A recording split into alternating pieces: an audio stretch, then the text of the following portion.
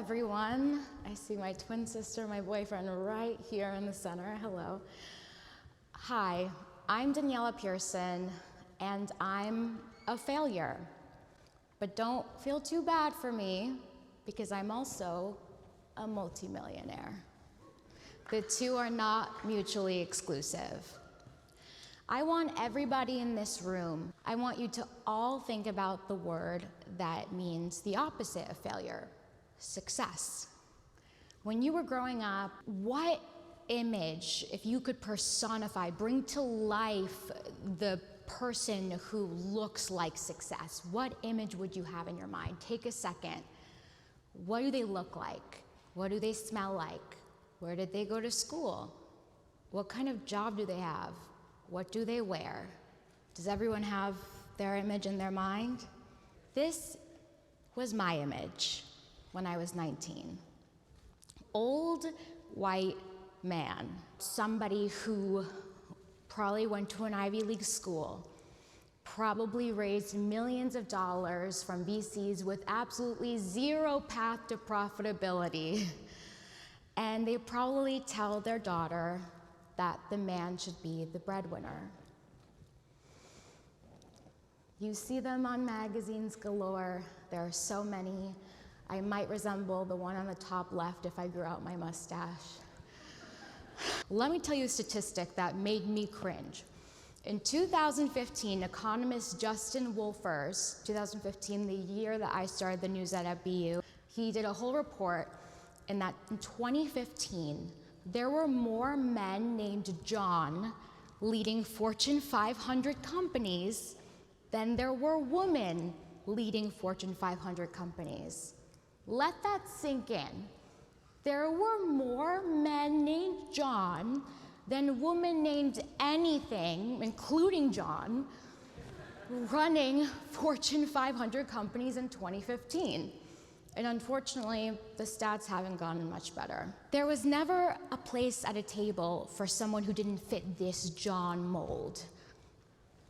There was certainly not a place at the table for this girl. I was not at the table, I was underneath the table, trying to get all of the crumbs I could. But guess what? When you get enough crumbs, they actually can weigh the same amount as a big loaf of bread. So what I want to tell you guys all here today is that I believe that everybody here is 100,000 times more capable than I am, and that I was, but still am, and you can all become millionaires. Why am I guess, connecting success to money? You know, success can mean a lot of things. The one thing that I can rest assured to all of you that money can buy is freedom. Freedom to do what? Freedom to leave a toxic relationship. Freedom to leave the job you hate. Freedom to change the world. I want everybody to think of a blank piece of paper, and I want you to make a list of every trait that lies between you and success. No pros, just cons. It's gonna be really fun for the soul and the, confidence. I'll go first. I'm the dumb twin. I didn't go to business school. Hell, I barely made it past regular school. I will tell you that in a second. I have a learning disability. I have a mental health issue that sometimes cripples me. I don't have any venture capital funding. I have zero connections in the business world. Latinas, like myself, get 0.1% funding in the VC world as of 2023.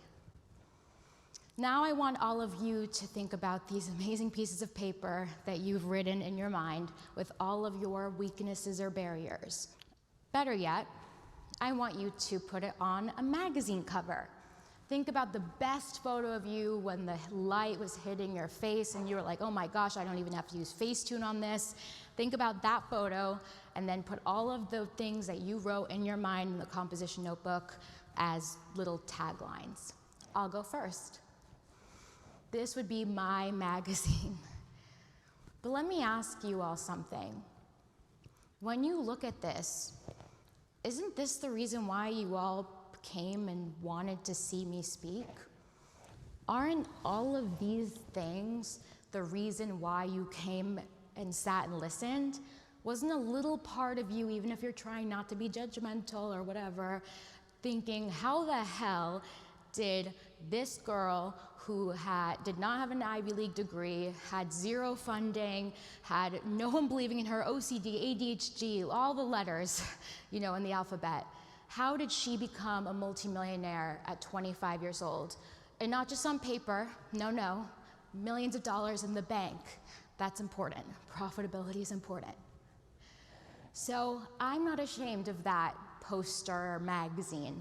I'm actually proud of it because those are the barriers that brought me here today.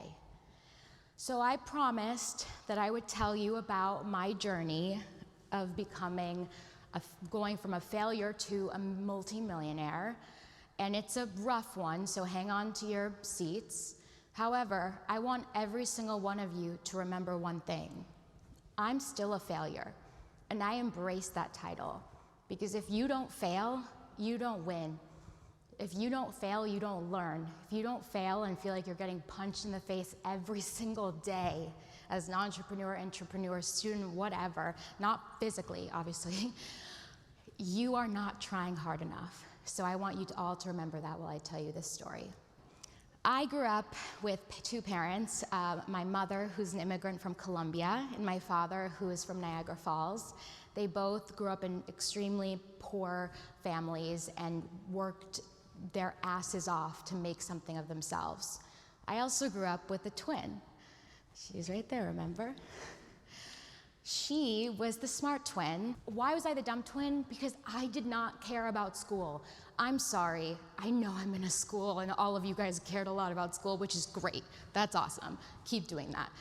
But when I was in elementary school, middle school, high school, I could not think about why on earth I needed to be an expert on the Earth's crust or know how to measure a triangle. I wanted to learn the stuff that would excite me, the stuff that would, make me become free and financially free and all of that great stuff. I finally got my stuff together when my sister ended up getting all of these incredible mailers from the best Ivy League schools in the country. Plot twist, this was one of them, begging her to apply. And basically I had a mailbox full of people telling me not to even try. That's when I realized, okay, I don't care about the triangles, but the triangles are going to get me out of Jacksonville, Florida, and into the life that I want. So then I really started to like those triangles. So I sat down every single day in school, and while all the cool kids were eating lunch, I was in the library, I was on a mission. So I got into BU, again, Ivy of Boston. What's Harvard? I don't even know. And I was so excited because I was finally going to learn about the things I want to learn about, right? Wrong. The triangles had not escaped my life yet. Because of the first 2 years of high school where I got B's and C's, I was put into the College of General Studies. In the 4 years you have here, you have 2 years to prove to these colleges that you belong there. Yet again, I had to prove myself. So I was like, okay, fine, I'm taking some business classes, I'm gonna prove myself. But when I walked in that very first day, and I saw that triangle on the whiteboard, I just could not. So I decided that I was going to give up. You're like a failure. I told you. Then came sophomore year. My sister was doing all these cool things and she was, so busy during winter break with this startup idea and all this cool stuff that she was probably doing in this room with you guys. And I was bored. And I realized something. I stopped feeling sorry for myself and I realized I had an opportunity. I had 3 years, well, almost 3 years. It was like, winter break at this point, to make something of myself. If no one was gonna hire me, my dream was to work at a magazine, was never gonna get hired, did not know anybody, did not have the grades for it.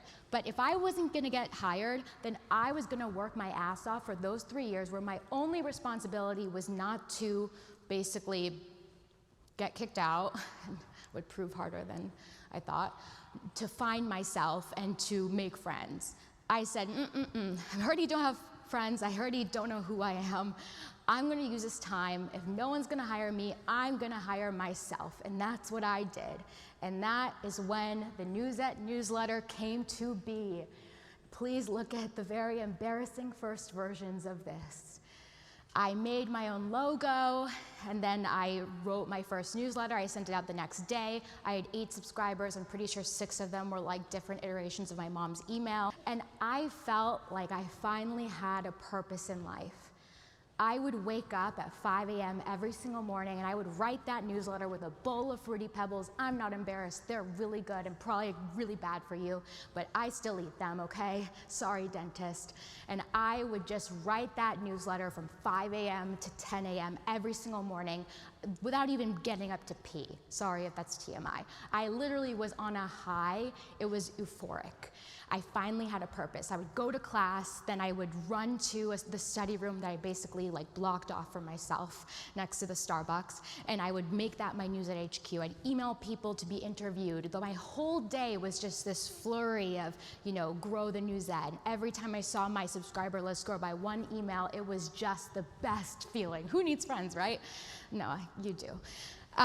Anyways, but it was great.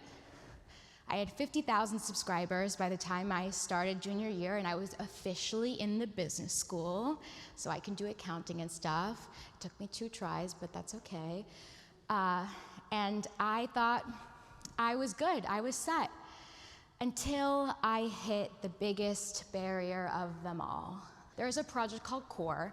It's very real world, where you team up with 10 other classmates, because of course, if you're gonna start a business, obviously bring in your 9 best friends. You don't want any equity or make money, right?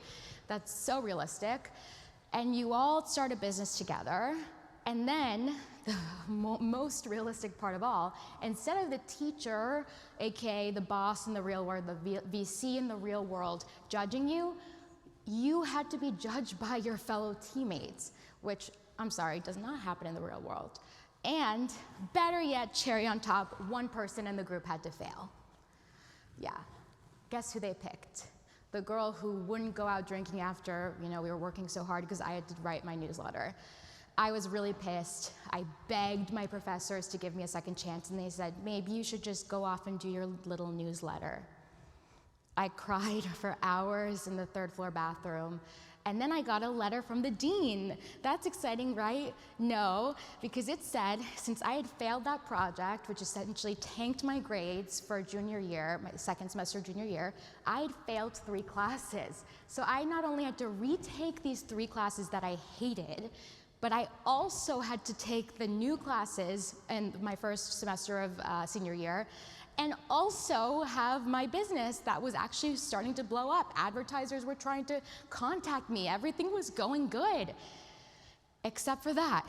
But another person in the first row next to my twin sister is Sean Gordon. He saw my OCD rituals becoming harmful. He found a doctor for me, and that doctor put me on medicine, and it changed my life. And through tears and aggravation and literally feeling like I was gonna die every single day, I got through it.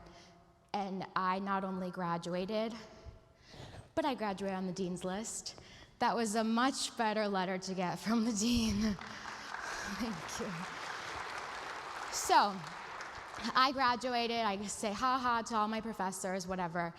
I finally opened up monetization 1 month before I'm graduating, and I made $25,000. And when you have no overhead, except for 3 people, me, myself, and I, that's a lot of money. So I moved right to New York, the world at my fingertips, right? Wrong. I was not done failing. And I'm still not, honestly. I moved to New York, and I realized very quickly that you were only a cool entrepreneur if you raised millions of dollars. I hadn't. I was planning on, I don't know, weird thinking, but selling things, making a profit, using the profit to then fuel the business. I know, so odd. You probably have never heard that in this room. But that's what I was doing. So I ended up knocking on every single VC door, and I actually got into quite a few rooms with these important white men, and I was laughed out of every single one of those rooms. But one story in particular stands out.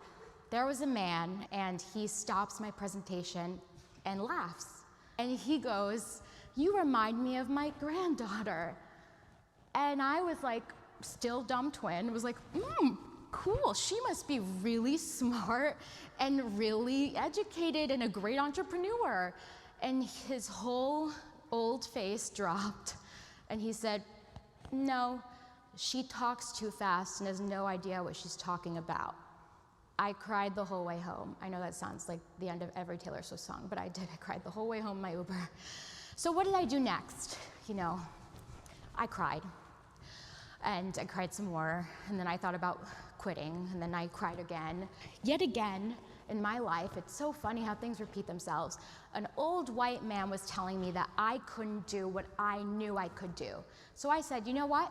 Instead of getting $1 million, which I was raising from 5 old white guys in suits, I was gonna make $1 million by selling ads to however many advertising companies I had to for my newsletter, 200 even. And that's what I did. 2019, I did $1 million in sales. 2020, we did $7 million in sales. 2021, we did $40 million of sales with 8 figures of profit. So I was able to take out 8 figures from my company. So all of the billionaire guys, who honestly all their companies are worth 0 now, who were making fun of me because I had a little newsletter that then was valued at 200 million, I had way more money than them in the bank, because people don't realize you have $1 billion on paper, that paper can burn real fast, and it did. I had actual paper, bread in my bank account. My $220 million net worth at that time. The only woman wealthier and younger than me was Kylie Jenner, and I was like, I'll take it. But then I thought, this feels great, but this also feels like shit, because this shouldn't be this way. I was 27, and I was like, I'm pretty sure the male equivalent's like 16 in his mom's basement doing like Bitcoin or something.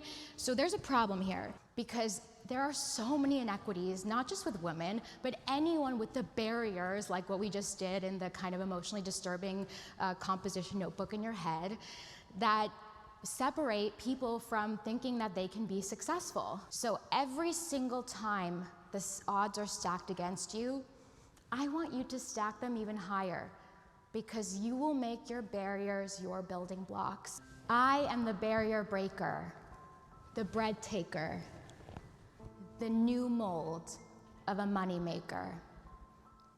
Thank you.